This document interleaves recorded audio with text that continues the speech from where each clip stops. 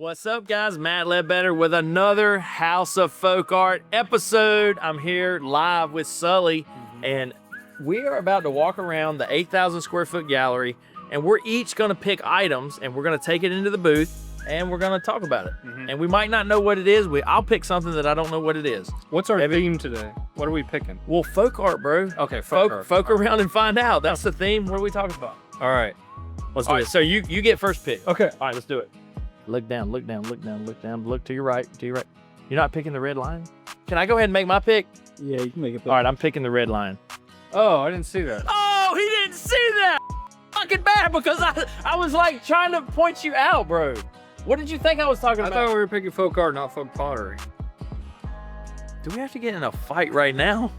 All right, my first pick. You pick that. It's my first pick. This A bit about the divine, the divine, the 50. is my first item I'm picking. I don't know who did it, but it's pretty cool, and we're gonna talk about it.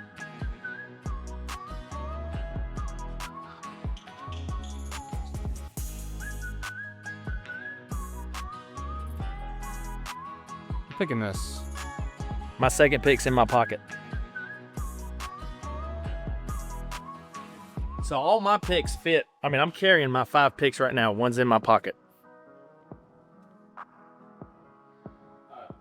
The 50-gallon. Well, the Charlie. That Ready Mama, that thing brought like... Yeah, look at this. Because I want to talk about him more in the future. God, these are cool. And we could zoom in on that. Cool. All right, guys, we got our picks. Now we're going to go to the booth and we're going to analyze them, man. It's going to be a good one. Don't miss it.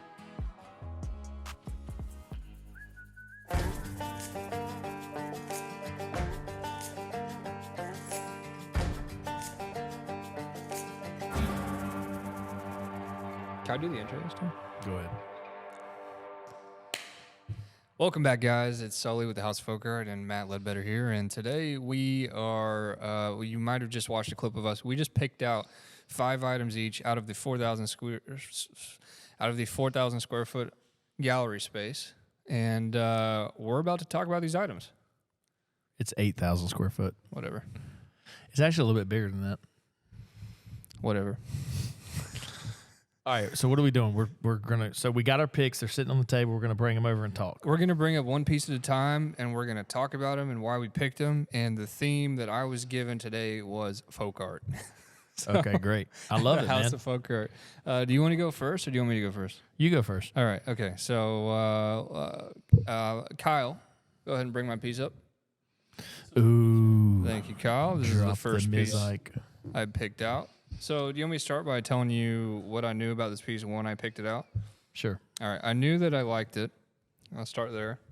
It's pretty cool. It reminds me of a decoy, actually. I'm kind of into decoys right now. And I like the paint. I like the feet, the head. It looks like it's wearing a little hat. So, but beyond that, I don't know the artist. I don't know the function. I'm guessing this is purely decorative. So what can you tell me about this piece? So this is what I know. This is by Ed Lambdin. Okay. Okay, and he's a folk artist. I assume he's from Kentucky. Now, I've talked to people who say they don't know who Ed Lambdin is, all right? They're like, we keep hearing about this Ed Lambdin. Nobody has a photo of him. Nobody can attest to, I bought this from Ed Lambdin. Some people just say we don't know who Ed Lambdin is. Now, Larry Hackley had multiple pieces of Ed Lambdin, like 50, 100, something like that. So a lot of the Ed Lambdin we've been getting in the last 3 years came from the Larry Hackley collection. In fact, this one did also, and you see this little number, 0126. Mm-hmm. That is the Larry Hackley family archive number. It shows to the camera.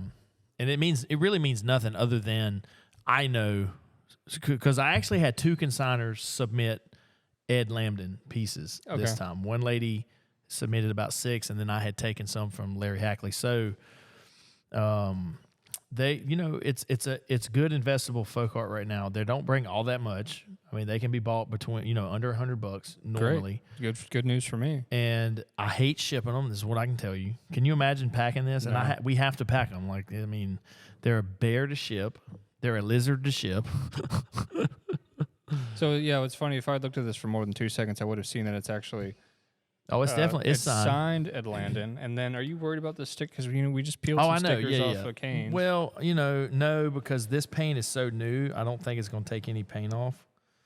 So we can just get rid of that sticker, actually. But okay, never existed. yeah. So no, it's overall a cool piece of. It's what I call fun folk art. Yeah. Okay. It really, and I might even start listing some stuff in my auction. This is just a fun folk art group. Sulton does that, and I really like that. This is fun folk art. It's just, it's about 1980s. The paint is really flashy. And what is so cool about this is he made hundreds of pieces. This is not a one and done, and it looks so much better when there's about 6 of them in a group. Sure. Yeah. And it's pretty cool. Do you think this is a hat or just a bump or what? Who knows? it was probably a hat, like a little baseball hat. It's fun. Or like one of those little monkeys. So in the Holly Hill Mall, there used to be an old man pushing a cart, and there was a monkey on a string, and if you gave him a quarter, he would come up to you, grab the quarter, you'd feel his little cold monkey hands, and he'd go put it in the guy's hat, and he'd climb back up on his shoulder. Wow. Yeah, so it reminds me of that because he wore a little hat. Did you ever give that monkey a quarter? All the time, yeah. All the time, yeah. Holly Hill Mall, Burlington. Mm-hmm. Man, I need to call Dave and be like, dude, bring back the monkey guy. Do you remember the monkey man? Dave Kane? No, Dave Morton. He owns Holly Hill Mall. Wow. Yeah, he owns a lot of stuff. Okay, so piece number 1, fun folk art. I think I win this round. My best piece of folk art's in my shirt. What? What do you mean? It's in my shirt right here. It's in your pocket? It's in my pocket. No Do you know shit. what this is? Do you know what this is? You have no clue what this is? Give me a break. It's your cigarettes. Maybe. All right, here we go. I guess we're going to find out later because our Kyle, executive producer, Is this mine? This is my pick. What do you mean, is this mine? Okay, Did you pick it or not? Without looking at it. Way to call me out. See, I like that. You just called me out. Somebody's gotta do it. Just like Kai tried to call you out in the wrestling mat. All right. I'm going to ask you, without looking at it, who is this? Well, okay. Mother. You If know you don't get this, you're kicked off the podcast. I just saw 3, something that changed my. 2. It's Billy Ray Hussey. Oh, nice. You get to stay. Yeah, I almost when I was thinking here, I saw that smile and I was like, "Is that a Steve Avey?" He doesn't do lines. If he did lines, they would rock. Yeah, Dude, could you imagine his teeth on a lion? Dude, we need to get. Let's see if we can get Steve to make some lions. Okay, Do y'all want to see Steve Avey make lions? if only we knew him and we could call him. I do. Oh wait, we do. we do. Yeah. All right, so this is Billy Ray Hussey. This is kiln 45, and Billy's on kiln 69 right now. No, I'm not joking. 69, something like that. So this is average 2 kilns a year, so 45 to 69. That's 24. That's 12 years. So this is about 12. This is anywhere from 12 to 15 years old. It's got a fantastic red glaze, and it's got green eyes. Look at those green eyes. Oh wow. I don't know if the camera's gonna pick those up, but we'll try. Well, see, you got to. Sometimes when I look at folk art that I own, I go sit down in a chair, and I would hold this lion, and I might not even know it has green eyes when I buy it. Mm-hmm. But when I'm sitting down drinking my coffee, I'll analyze every little bit of this lion. I'll just look real close into the teeth, and then I'll get to the point and I'll say, "Oh wow, I never knew it had green eyes. That's cool." And then, oh look, there's no nuts, but sometimes I did notice no nuts on that. Sometimes the nuts are signed.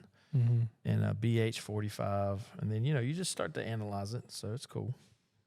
But yeah, I like it. It's important to take time with your pottery. So yeah, and the red glaze is really cool. I mean, I know that's not quite as novel anymore, but it really glaze pops here. Yeah, Billy doesn't do many red glaze lions, so I'm not gonna say it's rare. Like some of my mom said, well, I already have a red one. Well, there's nothing better than having 2 red ones. Always remember that. If you have 1, you need 10. My God, how deep do these ear holes go? They Exactly. go all the way. Bro, that's what I'm saying. I don't know. I mean, I never even analyzed that. That's for a coffee moment. Well, it's hollow. It's hollow, yeah. Yeah, It's not a hollow. No, it's not hollow. No, it's not hollow. The whole lion is hollow? Is there no. not a chamber it's one in there big, that the no, ears connect to it's it? one big chunk of clay. But look how deep those ears. Well, he probably poked I don't know how he did it, but I assume he had some kind of stick and he poked it. That's what I'm saying. It's crazy. It's like there's a chamber in there somewhere. What can you tell me about the? That's how you would photograph it, right? What can you tell me about the mane and how? I know you're not a potter. Do you know how they do that? Let me tell you something about this lion. He is at this lion is after a lion that was made in about 1820 in the Shenandoah Valley, by And when you say it's after that, it's Samuel Bell. I think it's Samuel Bell. Yeah. So Billy didn't just wake up one day and say, "I'm going to start doing lions." There were a couple lions found in the Shenandoah Valley. They're attributed to the Bell pottery, and they're worth anywhere from $50,000 to $100,000. And Billy started doing lions almost because of that. I mean, you can ask Billy. Billy's still alive, but I think he was influenced. I know he was influenced by the Shenandoah Valley Bell pottery lions. Bell, Bell. Yeah. Didn't Bell do the eyeball jugs too? That, or am I making that up? I think you're making that up. That's Michael Ball. Michael Ball. We're centuries apart though. I'm talking about 1820. He was making lions. Okay. That looked like this, Yeah. and they were a little bit bigger. So And the Shenandoah Mazda Valley. has one, bro. We got to go to Mazda. Let's go. Let's take a bus. I wonder if they'd let us bring our cameras, or y'all's cameras, our cameras. I wonder if they would let us bring the cameras, Yeah, there are cameras. the cameras. Actually, Kyle's cameras, but Who's counting, right? all right, cool. But I highly advise Billy Ray Hussey. Any Billy Ray Hussey you can buy right now is going to be under the money. And, dude, he's in his 60s. He might even be pushing 70. So you should definitely pick up some Billy. Okay, here's my second pick. This I know to be a Howard Finster. It's a pretty cool piece. I'm just now seeing for the first time it has some writing on the back. And I see the signature. Well, from what limited I know about Howard Finster is that he likes to fill a lot of text and open spaces. Looks great. Camel. A scene. This could be a biblical scene. Yep, Jesus says desert taxi. So there's some biblical themes going on here, which I know that Howard Finster was a big proprietor of. And yeah, cool piece. What do you know about it? Well, I'm not a huge Howard Finster connoisseur, but before I started the auction, I started in 2020, so about 2017 or 16, I had discovered Sulton, and me and my wife and another couple, we headed down to Georgia on a Friday, spent the night, and went to the auction. Well, on Friday night, we went to the preview, and they have open bar, and it was, oh my God, it was awesome. I already knew this going in. And so we're walking around, I'm sipping on some whiskey, and I started feeling good, and this was out of my element, bro. There was like so much. I didn't even really know who Purvis Young was. I definitely didn't know Howard Finster, but I knew of him. So there's this guy walking around in a suit, right? And he's previewing. Yeah. And I say, I'm a little tipsy, so I'm like, hey man, I bet I know what you collect. He goes, what? I said, Howard Finster. You know what he said? I own over 6,000 Howard Finsters. Really? Yes. Wow. And you say 6,000 is a lot, but Howard Finster produced 47,000 pieces. 47,000 pieces. Do you see the number on this? I see the number on this. So on the back, this says, written by Howard Finster, 14,000. Here, Kyle, can you see this on the camera? I'm going to read it out loud, if I can manage that. Fuck. I got you. 14,524 works since 1976. And this was April 29th, 1990. So between 76 and 1990, he had produced 14,000. So this is what the guy told me. So the guy took me in when I guessed that his main focus was Howard Finster. And that was just a blind guess. Like, I don't know why. Right. And maybe he didn't say 6,000, but it was a lot. It was it was like 1,200. I don't even know. All right. Moral of the story is there's a lot. He was a huge Howard Finster collector. This is what he told me. Within 5 years, Howard Finster, it took him 5 years to create 5,000. Then it took him the next 10 years to create 25,000. So in the first 5 years is when the early ones were created. So 5,000 or less is considered early.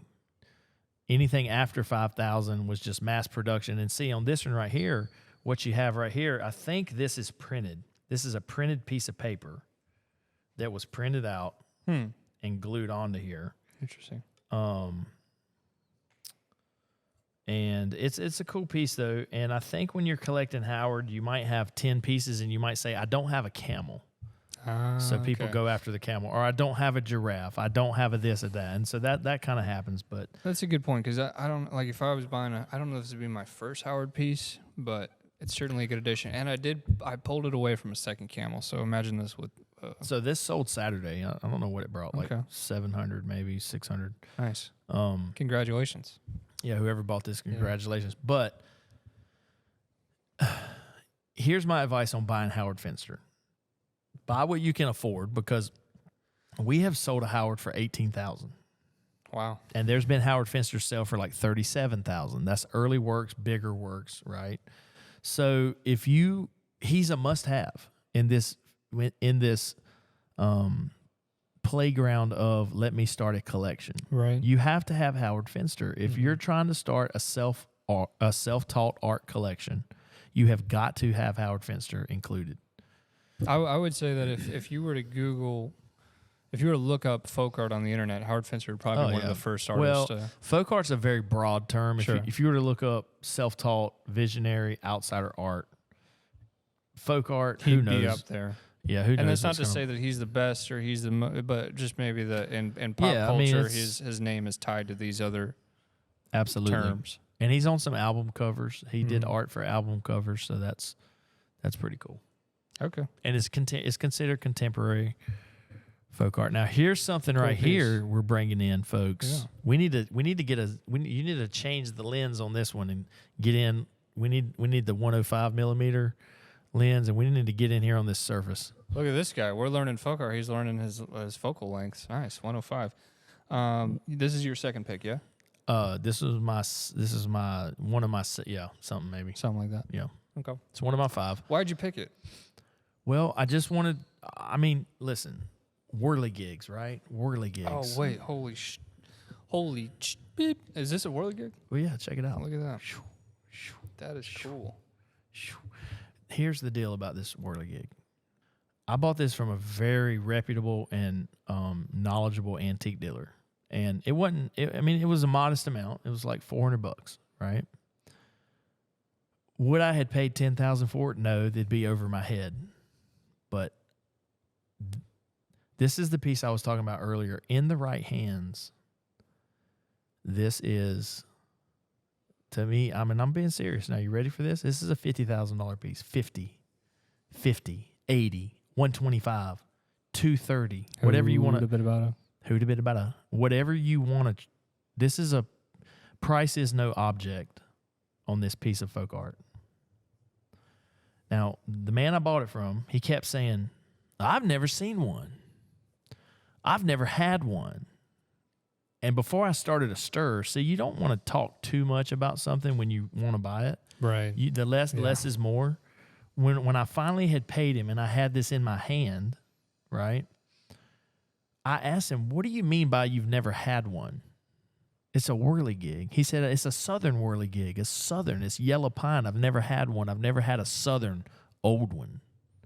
And this is a man who's bought and sold $6,000 Nantucket baskets. Wow. You know, I mean, he's a really good antique dealer. Mm-hmm. And he says he's never had one. And come to think of it, I haven't either. I've never had a southern this is probably 1840. 1830. You know, this is 200 years old. It could be 1820. 1820 to 1860. Now, it's added to the base, okay? You got to know that. Okay, sure. I honestly think what would do this more justice is a skinny black wire coming down to a skinny, heavy black base is probably where this needs to end up, because what it's really trying to do is match the surface. But I don't think it deserves that. I think this kind of probably deserves a different base, in my opinion. Yeah. But I know what I'm talking about.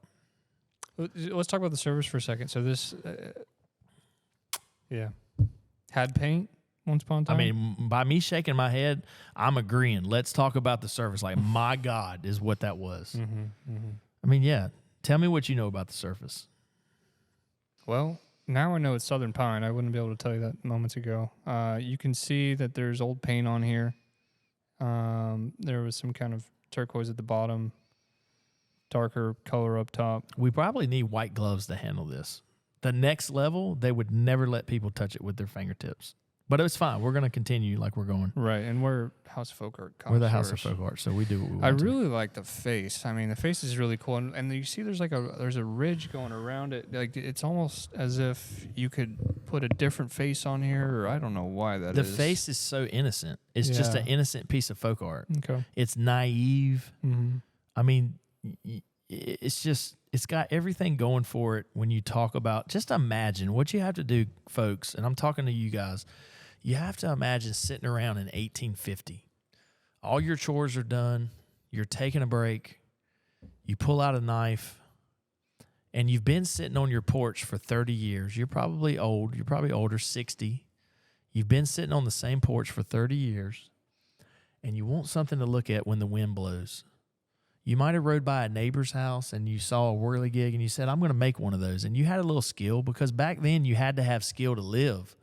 If you didn't have any skill, you probably didn't live. When a foot broke off a chair, you couldn't go buy a chair. You had to fix it. You had to have a little bit of skill. And so he took a piece of pine, probably this might have been off a banister of his grandma's house, or he had a piece of wood laying around and he carved this and he threw some paint on it. And now he had something to look at. He sat on the porch for 30 years, but now he's got something to look at, because when the wind blows, these start moving. I would love to see, because you currently own this. I would love for you to get a wind check on this. Bro, I have a huge fan. Do you want to see it blow? Yes. We can make that happen. Yes. The fan's down there. Yeah. Before this episode's open, we're going to end this whole deal with this transition. Bottom line is, Sully, And we're back. And y'all want to know that we're going to drop a little something about get you. I bought this at Liberty on Saturday evening at like 2:00. Okay. So it was there Thursday. Right. It was there Friday. It survived It was there all day setup Saturday. days. It was still there. Mm-hmm. So get your butts out of your chairs. Stay on TikTok watching us, but get off TikTok. Get out here and start making money. I was offered $1,500 for this within 10 minutes of me buying it. Wow. From a very knowledgeable dealer. And that's from you. You took it out of one. You bought it out of one booth, and you're walking around with it. I'm walking back to my booth, and within 10 minutes, well, I actually told the guy. I said, "You want to see the best thing? Right. You want to see the best thing that was out here?" And I just bought it 10 minutes ago. And when he saw it, he was blown away. He's like, "You just bought this 10 minutes ago? It's been out here this whole time?" But see, when you come to these booths, you got to go in the booth. You can't just walk by it. You got to go in the booth. And I never settled down enough to go in the booth Thursday or Friday, but Saturday I did. I was settled down, and I went in the booth, and I really analyzed the items. And why don't y'all comment? Do you want to go in the booths with us? Do you want me to take you into a booth next Liberty? We're on 5 months now, 5 more months until Liberty, the end of September. Mm-hmm. All right, this item, get it out of here. Get it out of here. We're done. All right. White glove item. All right, this was my third pick here, and I don't know much about it, but I do know that I like it, and it's pretty spectacular. I'm sure you're about to tell me the artist, but I'll say that it almost looks like it's made of clay. It's so smooth. It's definitely made of wood. It's carved, but it's so smooth. The colors are very nice, and it was sitting next to a handful of other very similar ones. Looks like we're missing something. He's holding a club maybe or something like that. All right, who is it? Who made this? Do you have any guesses? I want to ask the audience, before I tell you, can you look at this from 10 feet away like you're looking at it, and can you tell me who made this? Because if you can, you've been messing around with folk art. If you can't, it's okay. Don't be ashamed if you don't know who made this. But after I tell you, click it in, because they all look like this. We've got 10 of them out there, and you should be able to recognize the fat cheeks, the big pear-shaped. They all look like this. Mm-hmm. All right, I'm going to tell you the name. Are you ready? Ready. It's SR. SR. Does that ring any bells? Sully. that's me. Sulton Rogers. Sulton Rogers. Sulton Rogers. Say it again. Say it again. Sulton Rogers. Sulton Rogers. Yeah. Does he sign his pieces? I don't know. Say, come on, we're gonna get a Sulton Rogers. Sulton Rogers. Sulton Rogers. Sulton Rogers. Sulton Rogers. Sulton Rogers. Sulton Rogers. Sulton Rogers. Sulton Rogers. Sulton Rogers. Sulton Rogers. Sulton Rogers. All right. You got me now? Sulton Rogers. Sulton Rogers. Now, yes, he signed a lot of his pieces. Did he sign this one? I want to make sure it's not going to fall off when I turn it over. The lighting's probably really good for the camera, but it's really bad for this. Yeah. It appears that maybe he did not sign it, but it doesn't matter because in the world of folk art, first of all, it's really okay. You talk about faking paintings, right, bro? If you're good enough to fake this, you're gonna be your own carver. So what I'm getting at is, it doesn't have to be signed for us to know it's Sulton Rogers. Like, it's Sulton Rogers all freaking day. All freaking day. All Kyle, freaking Kyle, day, are you bro. getting this? He's over there. Yeah, he's good. Okay, good. What is he zooming in? Something like I hope so. I don't What know. kind of lens is that zooms in from back there? Is it 50-70? Now you're really stretching it. We call that a zoom lens. Zoom lens. Okay. I think it's a 7200. All right. So if you wanted a 105, he could give you a 105. Yeah. Just call it out. Tell him what to do. I don't know what. Just Yeah. I just hope he's getting the zoom in like you did on the basket that went viral. Yeah. Whoever I was on. Yeah, I was doing good that day. So, here's what I think. All right. The other day while I was conducting the auction by myself at my home office, I had pulled up YouTube on Mark Rothko, right? Mm-hmm. And it was a documentary. It was like an hour-long documentary about Mark Rothko. And he said, after the war, he was talking about World War II, I couldn't paint an individual without making it grotesque. Interesting. The war changed me, and he just could not paint pretty things anymore. He couldn't paint flowers. He couldn't paint normal people. Everything he painted had to be a destructive portion of a symbol. Wow. Okay, now if you'll notice in Sulton Rogers, everything Sulton Rogers does, it has some kind of distortion. So see how the nose is crooked like that? Yeah, that's cool. In every piece of Sulton Rogers, if you'll look it up, something is distorted. So something happened in this man's life, and he had to be expressive on, this is a distorted view of this. Right. But I can't do it correct because I have to distort it. So something happened. I don't know what. Interesting. Sorry, what are you going to say? No, I don't even know. I don't want to assign any value to anything on the podcast immediately, but did this sell on Saturday? Yeah. So could you own a Sulton Rogers for under $300? No. No. Okay. All right. Let me No, try that I doubt again. it. How about But 500? you're around there. Yeah. Five to eight Okay. will get you one. Mm-hmm. Some of them bring 1,000 to 2,000. I think the record, if you'll look it up, it's like 3,100. Now Sulton Rogers made them this tall. From Sure. this to this, they're in the 3,000. He made several that are this tall. I think our There's producer, 10 of them Kyle out there. has- There's 8 of them out there. Does he have? Do you own a Sulton Sulton Rogers? I was about to say, What good about those job. the farmer ones. Okay. Who? So let me tell you something. Sulton Rogers is a very educated piece of folk art to own. Most likely, if you own a Sulton Rogers, you've been doing this a long time. You're not just going to jump into this and buy a Sulton Rogers because you're not going to know who he is. So I went in a house the other day. This is real, guys. Y'all listen to this. I went into a house the other day. I cleaned a house out, and they have some great stuff. I got an auction coming up with their stuff. It's 339 pieces of folk art between folk art and folk pottery. Okay, so a massive collection. And I said, Sully, because I'm a whore for reference books. I love reference books. I've got a huge library in the auction. I've got a huge library at home, and I've got them tucked away everywhere. I said, where's their reference books? Because they had a huge thing of books. I said, where's the reference books? Oh, they didn't need reference books. They had it all here. Okay? Wow. And that's why they didn't have a Sulton Rogers. That's why they didn't have a Jimmy Lee Sudduth. That's why they didn't have this and that. Because they didn't have the books to tell them. Oh, right? Interesting. So don't be one of those people that says, "Oh, I'm gonna keep it all here." No, you need these books. You need reference books. You need the old Appalachia. You need to know. You got to understand. There's there's people out there that have donated $20 million to institutions, and they had a folk art collection. Mm-hmm.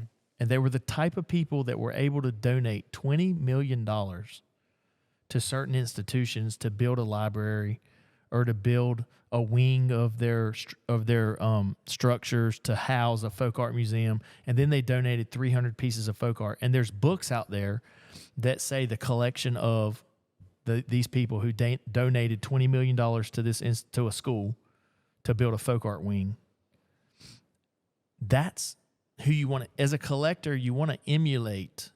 You also want to buy what you like. I get that, but you also want to know the ceiling. Yeah, you want it's like the reference I gave. Are you going to be the greatest baseball hitter if you didn't know who Ted Williams, Mickey Mantle, Babe Ruth, and Mark McGwire are? Do you really think you can be the best if you don't know what the best is? So if you want to have one of the best collections, you need to know what the best. You need to know the ceiling of what the best collections are. Sure. Yeah. And I get it. Buy what you like. I get all that. Mm-hmm. But the house I went into had no Sulton Rogers. It's not because they couldn't afford it. They could have. They made a good living. Mm-hmm. They could have been buying from Sulton Rogers, but they didn't know. Right. Because they didn't. You know why they didn't know? They didn't have the books. Yeah. So you got to stay educated, folks. You got to stay educated, folks. Is it my turn? Yeah, this is your third pick. What's the score? I'm up 3-0. All right, I'm going to ask you. Okay. Between you and Kyle. Now I think I've already told y'all what this is, but do you recognize the carving? Because I'll tell you the stage I'm in. No, I don't. I could recognize this carver. Now I would name two people. It's signed, and it's signed right where you're touching it. Oh shoot! Can you see it? Can you tell? Can you read it? And another part about this is you don't have to know, guys. You can't know everything. Sully is not going to know everything. Oh God, I barely know anything. But we're always trying to learn. I have so many questions right off the bat. I can see it's by Charles Simmons. Boom. Okay, I recognize that name. Perfect. Good what job. What do I remember about him? Nothing. But this is, and you shouldn't. Yeah. None of y'all are going to know who Charles Simmons is. If you Me know, and you, same boat. If you know who the greatest collector in the world is not going to know who Charles Simmons is because he's never been in any books. He's never been in any books except for the Benny Carter book coming out. Kyle, would you go and walk to the podium and grab the Benny Carter book? This is real shit. We've got to show him this. And we'll just keep talking about this. So this is Charles Simmons, okay? Why is it so heavy? Because it's a piece of stone. It's not pottery. It's stone. What I thought. I thought I was afraid. And it'll break like a dumbass. It'll break. No, because it looks like wood. Again, please, out there, if you're getting into this or want to get into this, do not be afraid to ask questions. It's heavy because it's a rock, bruh. How did he carve the rock? It's rock. I guess they've been carving. I'm going to show you a picture of Charles Simmons carving because I put him in my book about Benny Carter. Wow, that's cool. Do you know who this is? Maybe who he carved here? Who do you think it is? Look at what you know and tell me who that is. Holy shit. Who is that? It just clicked. No, okay, now who is it? Clicked. This is Benny Carter. That is Benny Carter. I'm not going to cry. That's awesome. That is a carving by Charles Simmons of Benny Carter, given to Benny Carter probably in the mid-'90s to early 2000s. Could you imagine getting a stone carving of yourself? And that looks like Benny Carter, bro. It looks like Benny Carter. Like, it's so badass. Now, let me tell you what's cool about Charles Simmons. Okay. Charles Simmons. Is he from Alamance County? He's from, like, Eden, North Carolina. Okay. Do you know who Charles Simmons worked with? And tell me if you recognize this name when I tell you. Okay. No, Raymond Coins. Coins. Raymond Coins. Raymond Coins. He's a very influential carver in North Carolina, Virginia. I don't remember the name, but you probably said it around me. So just click it in. Raymond Coins. People in New York City peddle Raymond Coins. Did you find it? So it's not on the podium. No, not the podium. The circle spinner thing is down from the podium, and then it's on one of the tables right near the photography suite. All right. Charles Simmons carved with Raymond Coins. Okay. Raymond Coins was a white guy. Mm-hmm. His pieces demand thousands of dollars. Little did people know Raymond Coins was carving with Charles Simmons was carving with Raymond coins. Mm-hmm. And at the end, Charles Simmons was carving Raymond coins pieces. He was finishing them. Really? Or he would start them and Raymond would finish them. Interesting. Yeah, he was like an apprentice. So they're like collaborations almost, or an apprentice. Well, okay. he was like an apprentice. And so you might have to zoom in on this. So in the back of the Benny Carter book, okay, we have different artists that are subtly unknown. So see, there's Benny Carter. Didn't that? Yeah. Let's show the camera. Hold on. Show the camera Benny, because that's a good photo of Benny. So this is a serious book, folks. This is 448 pages. And 440 of them are on Benny Carter. But the back of the book, I have artists like Marvin Francis, S.L. Jones, Sammy Zell, Otto. There's Ab. Where the hell is this? Matt Ledbetter. That's funny. Wade Ledbetter. Arbin Lane. He's not in any books. Doug Nallen. Nobody knows who that is. What the hell's going on? R.A. Miller, Mike Hudson, Charles Simmons. Oh, wow. Does that resonate? And this is why. So look at him. Yeah. Look at him standing there carving. So let's see if we can zoom in here. So these are a couple pieces of Charles Simmons. I just bent my pages. That's great. And there's Charles actually carving. And that's hopefully those are my notes. So we haven't printed this book. This is my one printing that I've got. This is it. This is the hardback. But we're going to print about 500. It's badass. I think we talked about another episode, but this came out really well. Yeah. So congratulations. that piece is very special to me. Yeah. All right, what's next? This is kind of fun. This is cool. I feel bad, Kyle. You should be doing this. You do it. What did you say? I'm laughing. Oh, okay. This was my fourth pick or first pick, depending on how you look at it. I know nothing about it, but I liked it. They have a term for this kind of thing where it's, I'm going to use this word wrong, coagulation of random objects. I think they call it junk art. So I don't know if you call this junk art, but we've got a big brush right on top. And, it's a great head for a bird. And other than that, I don't really know anything about it besides I like it. So. Do you know this artist? Is this So I'm analyzing it. This is the 1st time I've analyzed. Where did this come from, by the way? Somewhere in the gallery off a bottom shelf, I think. It's got a good surface. I mean, we'll start right off the bat with look at that surface. Right. So it's repurposed. All this stuff is repurposed. So this is just a piece of tin that art that had the surface. You know what? Yeah, because somebody put me onto this recently. These nails aren't oxidized, so it probably didn't really sit outside for that long. First of all, they're Phillips heads. So Phillips heads dates things. It's not an old screw. I didn't know that. A slotted screw. Yeah. We'll get in. I'll teach you guys about furniture one day. That's something that we don't do much of, but when we go to Bill Ivy's tomorrow. So yeah, this is a recreation. This is a piece of contemporary folk art with old pieces is what it is. I just noticed something cool. What?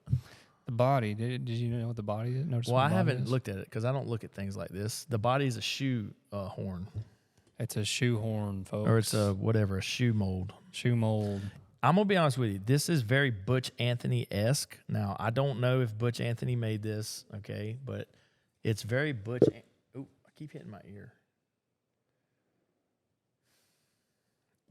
Can I be honest with, and y'all can roast me if you want to, but now I respect you for picking this because it's good that we get to talk about this. Yep. But this is art with intention, right? Okay.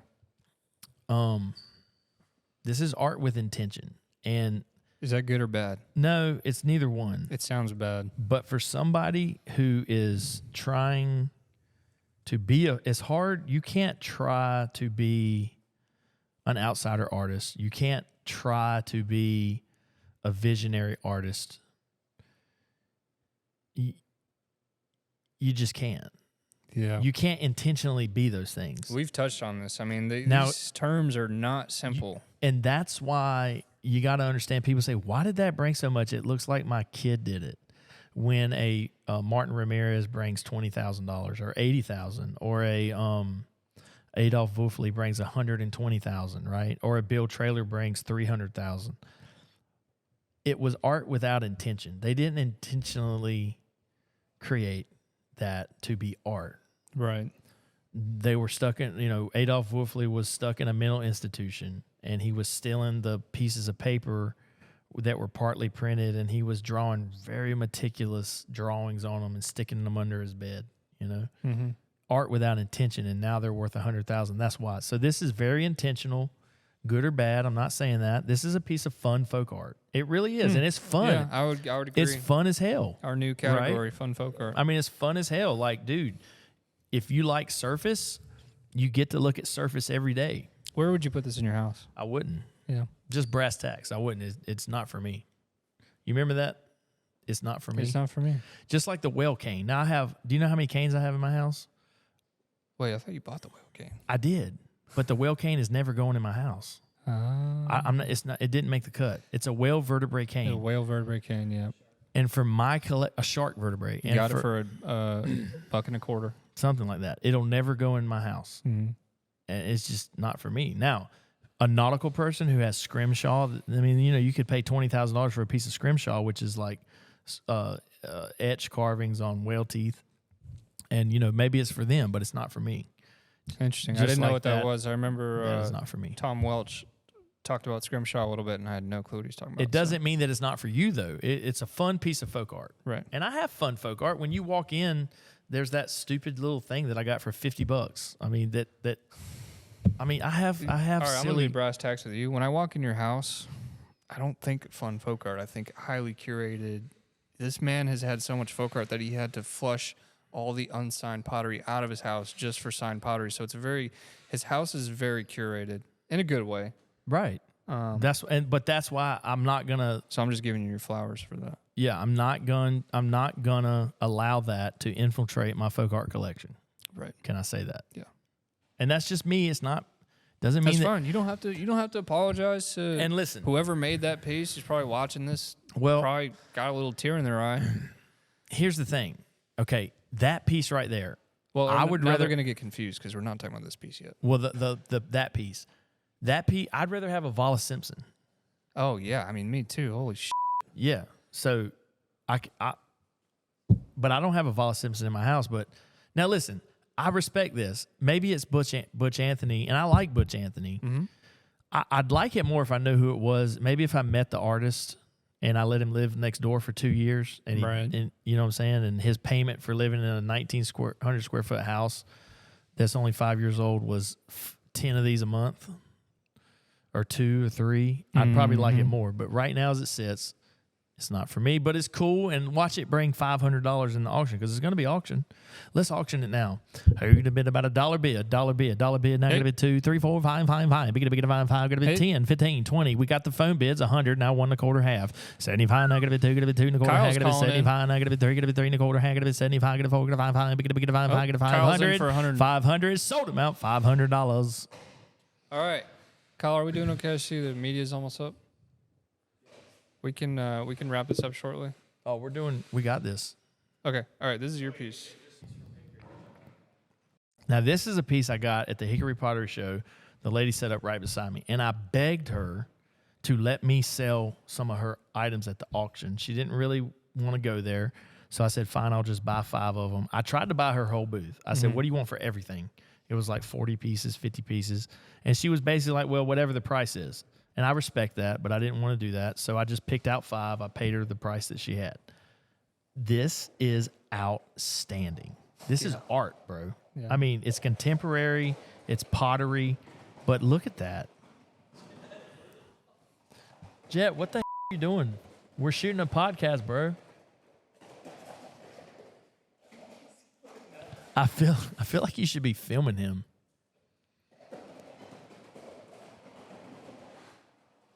All right, Jet, take Tig out, bud.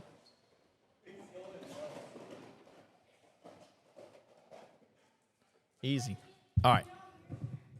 Yeah. Tig. All right, All right. This is outstanding. It's just an outstanding piece of art. That's all I can say. I mean, the craftsmanship is pretty amazing. The paint's good. And at this point, it's not about the money. I mean, dude, that's just a great piece of art. Mm-hmm. So it's Kay Bevins. I think she lives in North Carolina. And I'm going to sign a contract with her pretty soon, I hope. I'm trying to get in touch with her, man. She's not calling me back. Well, you know. Oh, it's got 4 little paw prints on the back. Oh, and it's called 4 Paw Pottery.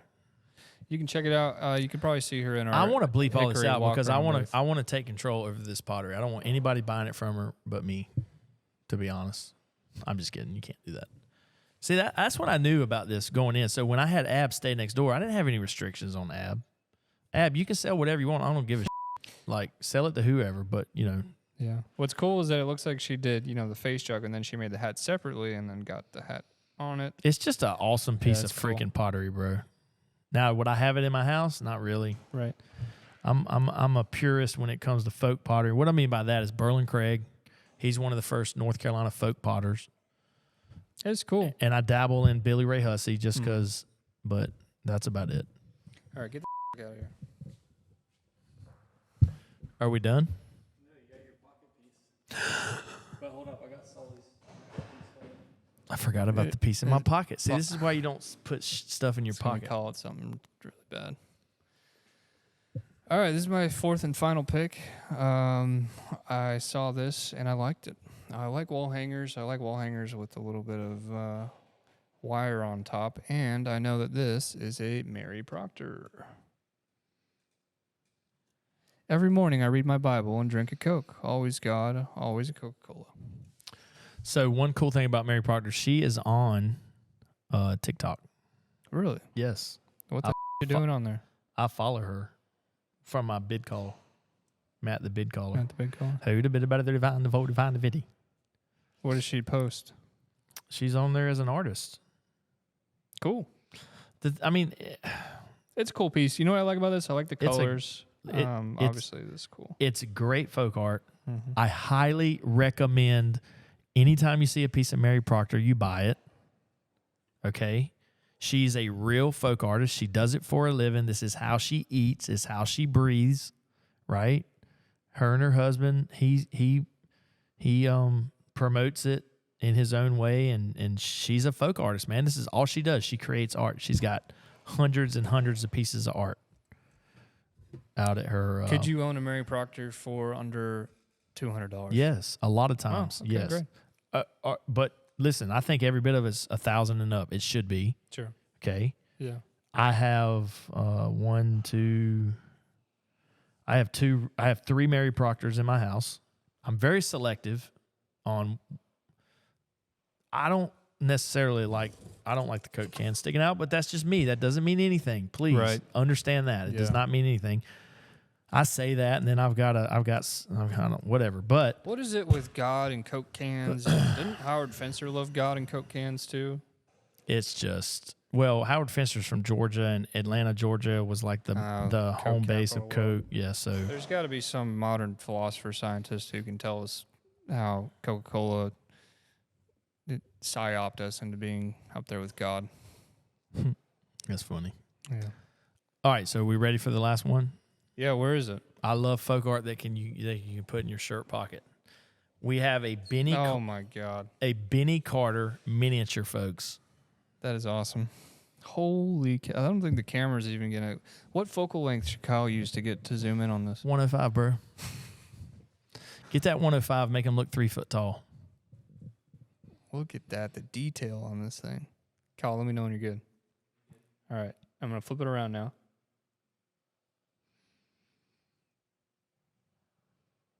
You notice on the back it says Old White Benny Carter. What's up with that? Well, so I had a client in California, and he paid, I think he paid $42.50 hammer plus 25% for a piece of Benny Carter. Mm-hmm. And about a month later, I sent out an email to all my people on my email list, and I showed a picture of Benny Carter. And he sent me a text message. He's like, Matt, I thought Benny Carter was black. You know, that's just the stigmata of self-taught art, this kind of naive art in general, right? It's all done by black people. Mm-hmm. And I think Benny felt that when he was alive. Interesting. I think he felt that. Yeah. And so on a lot of his things, he tells people, I'm white, bro. I'm like, now his best friend was Sam the Dot Man. Mm-hmm. You know, was a black man. His Benny Carter's very first painting was a painting of a KKK member hanging from a tree. Yeah. Right? Where is that? I've seen. No, did we? You had that. At one I have a upon time. picture of Yeah, it. I have a picture of the very first. It's badass. So, you know, Benny was not racist at all. He was very against, and he was born in the 40s in 43. So he grew up during segregation as a redneck white dude. But he was totally against like that. But he was not afraid to be like, I am white, guys. Right. Like a white man can be a self-taught artist right beside Sam the Dot Man. Mm-hmm. So there's a little bit of profiling that goes on in this industry of folk art, you know. But he was like, no, I'm actually white, guys. Come on. Yeah. So that's him Well, this speaking is out. incredible. I mean, I can't. It's insane how much detail is on there and how, steady of hand and how much time it would take to do this too. It's just nuts. And so that was one of Benny Carter's frustration was. And so Benny Carter, guys, this is a self-portrait of Benny right here. This is the book that's going to be coming out, 448 pages, and then we got at the back. I think maybe the book should sponsor us. Okay. How does that work? Well, I don't know. Kyle will figure that out. But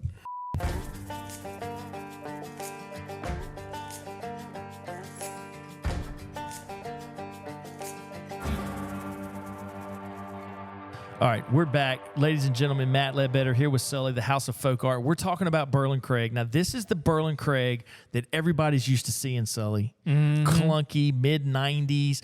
I'm about to show you one of the best Burlon Craigs you can get today. Are you ready for this? And you already know what this is. I'm not talking about the miniature, folks. Whoa. That right there is rare, rare, rare. Let me see that. That is an early Burlon Craig miniature. This is what I'm talking about. I'm talking about the crying eye double row of teeth, ladies and gentlemen. Holy. That is what you want when you go after a Burlon Craig. You got to understand, Burlon Craig was one of the first folk potters in North Carolina. He was making face jugs back in I'm going to say the 50s and 60s. He was making utilitarian pottery in the 50s and 60s. He was one of the first ones to start mass producing these face jugs. And when I say mass producing, I'm saying he would sit down and say, I'm going to make 200 face jugs, right, in his kiln. And his early face jugs, double row of teeth, crying eyes, very hard to get, very, very rare, and demand a premium price. Broken china teeth, yeah?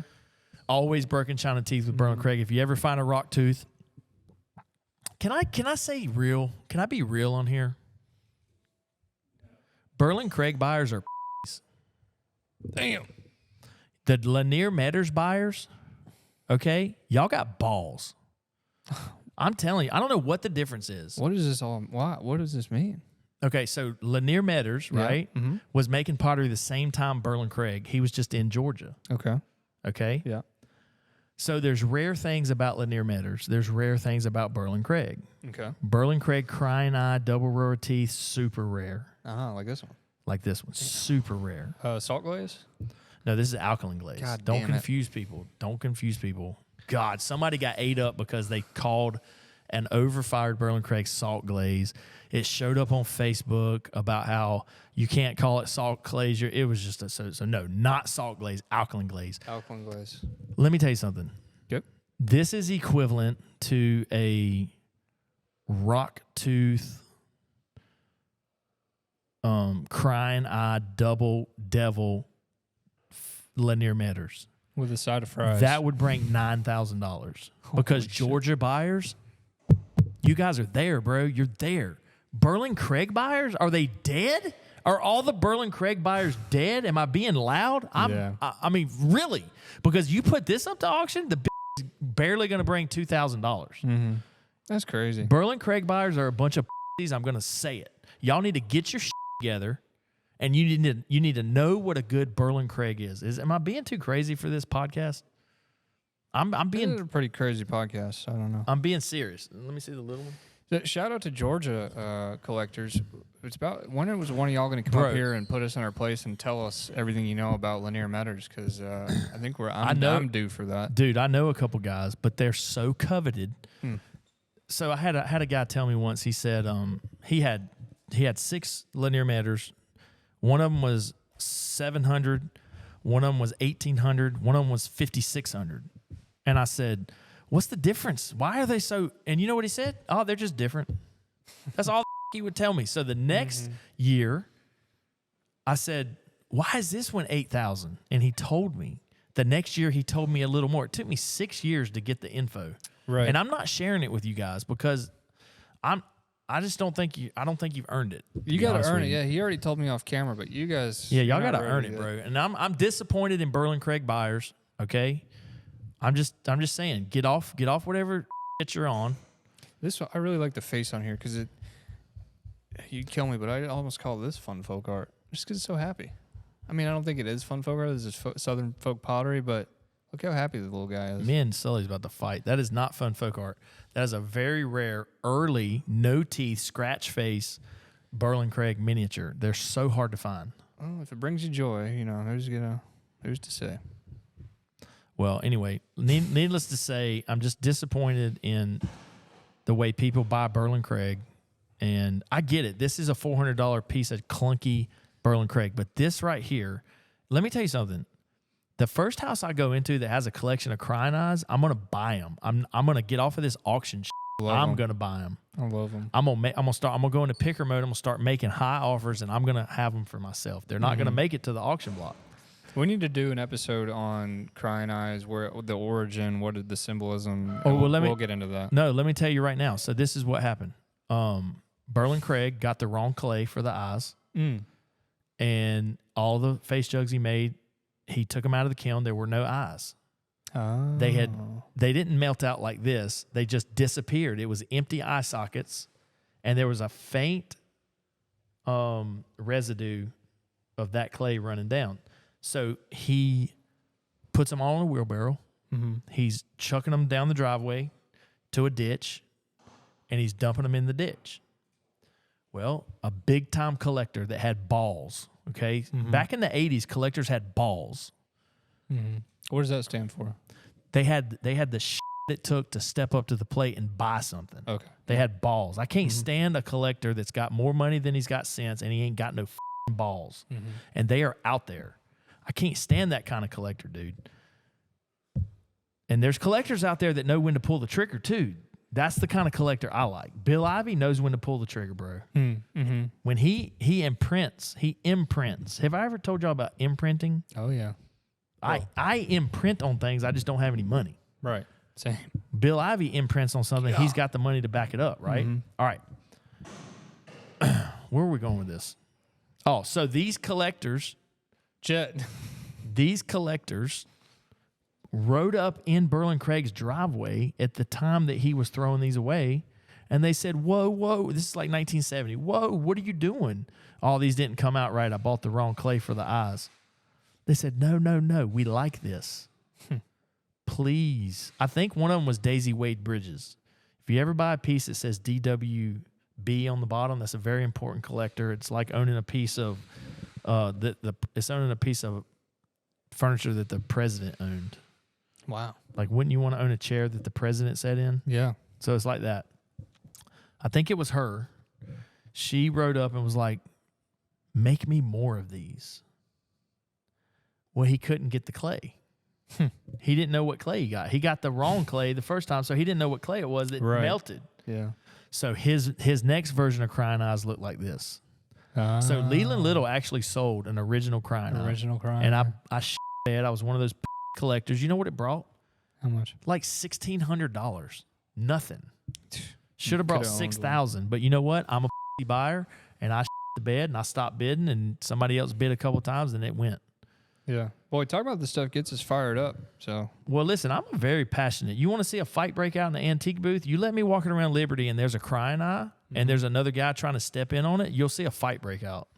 And I'm not kidding about that. Like, I'm freaky about Burlon Craig. Good Burlon Craigs. Is that Too No, much? no, I was that too trying much? to think of what to say to that. Let's stay out of Put it the this way, I'll lose a friend over a crying eye. And good pottery will do that to you.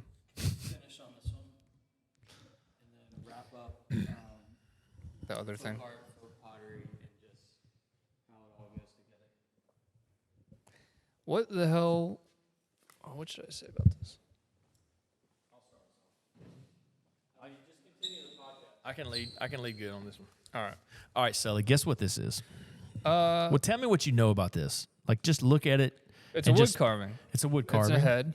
What does the inside look like? Oh, Like it got what? it got burnt. Burnt. Okay, so this is a guy in Greensboro. Mm-hmm. His name's Tom Fidler, Okay. and we're actually about to go extract 300 of these that are in a house. Okay, When are we doing that? soon we're gonna be. You guys are gonna be a part of that. We're gonna get it all on film. Oh yeah. We I took thought about we were going tomorrow. we took about 8 to 12 of these so far, and my buddy walked in and recognized it immediately. He was like, "Tom Fidler, yeah, that's pyro art." So there's YouTube videos of Tom Fidler making these, burning them at night, Really? and they look really cool. But forget about the pyro art part, Okay. all right? Because I don't really care about that. Look at the freaking carving, man. Wow. This is upper end right here. Yeah. I mean, this is an upper end carved piece from like a dude that went through the 60s, man. And when you were going through the 60s and 70s, you know what kind of things happen in the 60s and 70s, right? On especially with artists. Yeah. We go down trippy trip lane, and this dude come out with what he termed pyro art. And I'm not even talking about the burning, but this is this is just upper end carvings, man. Yeah. Out of wood, out of a tree trunk. The facial features are really cool too. They're awesome. They're really abstract, good, man. I freaked out when I seen them. They're really good. smooth. I freaked out when I saw them. The wood looks good. Yeah, pretty incredible. I have no clue how. And It's like, did he carve the holes and then he burned the inside so that you get kind of like Maybe. the Mostly, yeah. something? Yeah. Okay. Wow. But what is it worth? Who knows? It's it's a piece of art. It could be worth $1,200. It could be worth $100. It could be worth $30. Nobody cares. We're just selling them. They don't have reserves. Right. But So the buyers will decide when you put 300 of these at auction. well, we got 8 or 9 that's going first, like in 2 weeks. This video will probably be done by the time, so we can comment in and let you know. But to me, this is definitely a $350 deal, and it could go. You wouldn't be wrong if you paid $1,200. You just wouldn't. You wouldn't be wrong. You can pay whatever you want for this under $10,000 and still be right. Tom Fidler. So this is a new discovered artist to you. To me, Yeah, yeah. yeah. Now, like I said, To us. there's a YouTube video. If you Google Tom Fidler, a YouTube's gonna pop up, and you're gonna see what he's doing. And then if this episode comes out in time, you could own one of the pieces that he's making in the YouTube video. Do you know So- when those are dated from? Like 80s, 90s. So you Glenn, could own y'all know a Glenn, right? 45-year-old piece from one of his YouTube videos. Yeah. Yeah. Yep. Well, anyway. Woo, Well, man. this has been really cool. It was cool to look at all those different things we picked out and what ties all those together. I mean, so we looked at 10 different items from your gallery, excluding let's get this out of here. Excluding. Oh, I got one this. thing I want to show you guys. Okay. Hold on.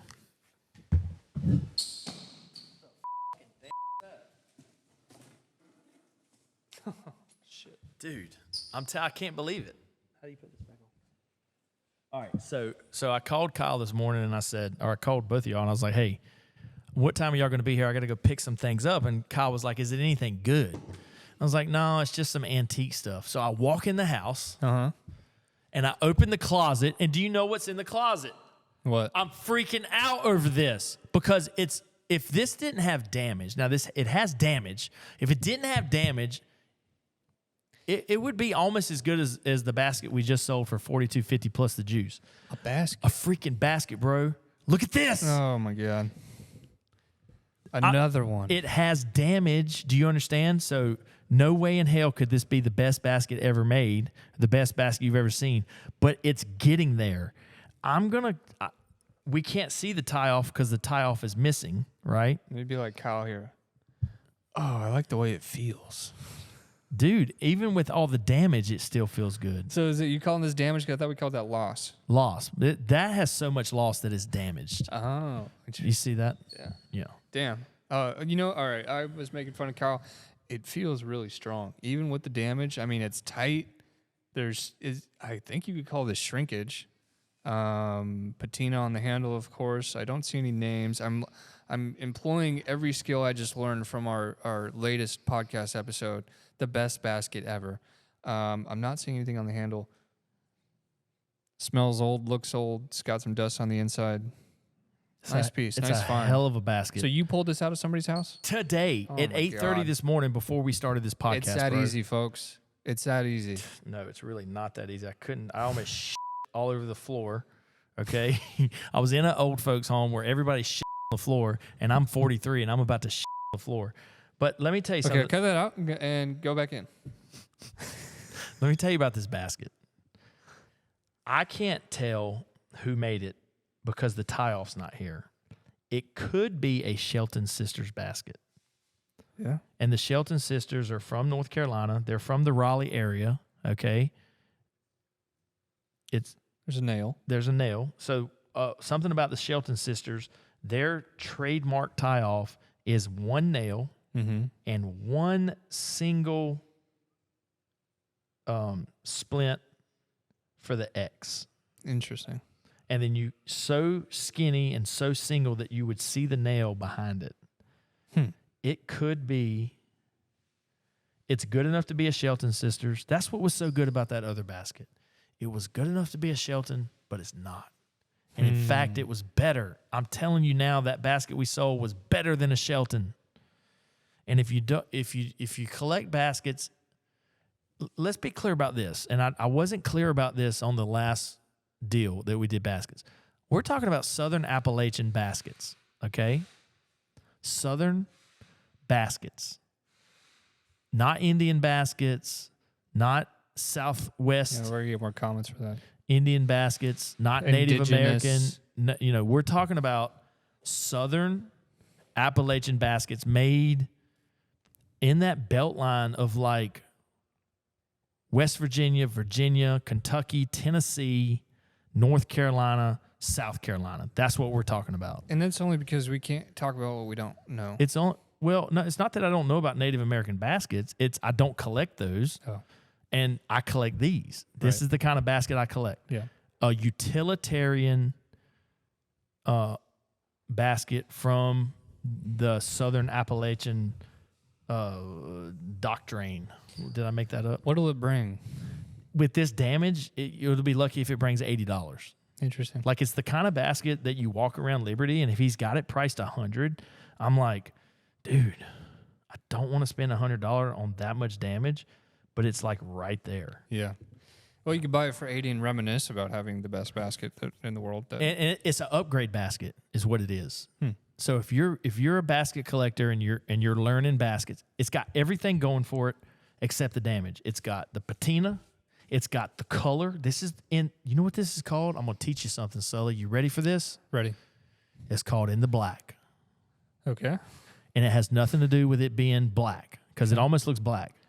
It's in the black. You know what that means is, all right, a chest of drawers, a 2/3 chest of drawers was made in 1820, and it went through 100 years of use and sitting in a smoked up house with the cooking. They didn't have ventilation, so the grease, the smoke, you get all this dirty patina, right? And the average housewife is going to be like, you're not putting that in my house unless I clean it. So they clean it off. They take it all off.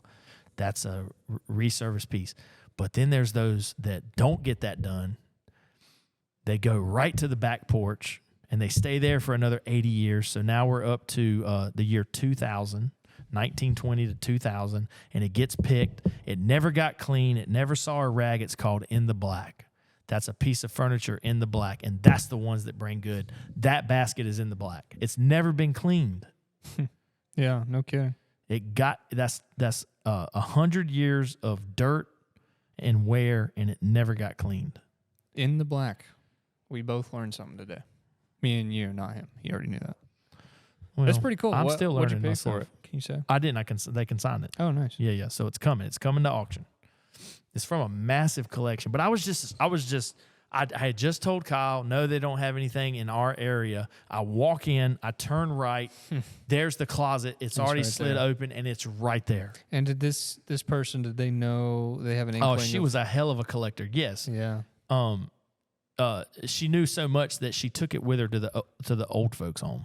Oh, nice. Yeah, like she Wow. she Yeah. downsized from a 4,000 square foot house, but she kept things that she truly loved, and she truly loved this enough to keep it and take it to the old folks' home. Nice. So that, yeah, I mean, she was very passionate about this. So this has been a really good episode because this was purely an item episode. We looked at 10 items from the gallery. We looked at folk art. We looked at baskets. We looked at Southern folk pottery. We looked at Southern Appalachian baskets. And let us know if there's a certain antique or a certain category of folk art or baskets or pottery that you want to know about. We're happy to talk about it. So thank you. Here's what I want you to let us know. Okay. Let us know if you want us to come pick your town. Ooh. I'll show up unannounced. I'll knock on every door in your town, and I'll come out with the good stuff. You can say, why don't you come pick Knoxville, Tennessee? I'll come out with some Greene County painted furniture. I'll come out with some baskets. Or you can say, why don't you come down to Florida and pick this area? I'll come out with slot machines. Slot machines. There's a lot of old people in Florida, bro. They got slot machines. We'll be there. Tell us your town. Text us your address. We'll show up. I'm coming unannounced. We'll knock on your house. And I'm not leaving cards. Better yet, text us your grandma's address. I don't need addresses. I'm coming unannounced. I'm going to knock on every door. I'll find your grandma. It's all good. We'll find your grandma. Or your houseoffolkart.com. Or your granddad. Wow. Do we have a website? Houseoffolkart.com? We have a website. I don't know these things. I just found out we had a TikTok Kyle's not too long all ago. over it. All right. Kyle, executive producer, social media manager. Shout out to Kyle. Couldn't make it today. Who did this is this a really good episode. Thanks for joining us. Let us know what you want us to cover. We'll see you next time, folks. Bada bing, bada boom.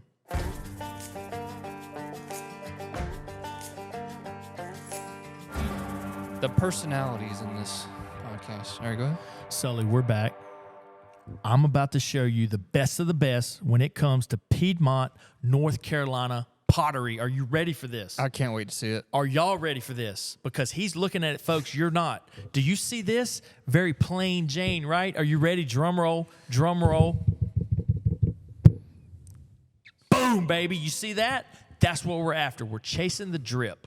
I know what you're thinking. Holy fucking shit. I have never seen something with that much drip in my life. That's incredible. Son, let me tell you something. First of all, this is Alamance County, 100% Solomon Loy. Yeah.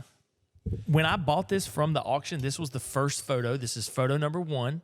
I almost didn't bid on it because I was like, what a bullshit piece of pottery. Yeah, it's a great picture. Yeah. And then I swiped and I saw the second photo, which showed the real deal. I said, oh my God, boom, bought it. $100, $100, $100. This is the most drippy. This is the drip. And then look at that wear, folks. Look at that, Sully. Do you know what that's from? That's from That's from a utilitarian pottery piece because they used this. That's from this being filled with liquid and them doing this for 200 years. For 100 years at least. Look at that wear. This is about 1830, Alamance County, and these drips, folks, I call it chasing the drip. Always remember to chase the drip. Dude, that's badass. Okay, Sully, will you be media? Will you get all that? Yes.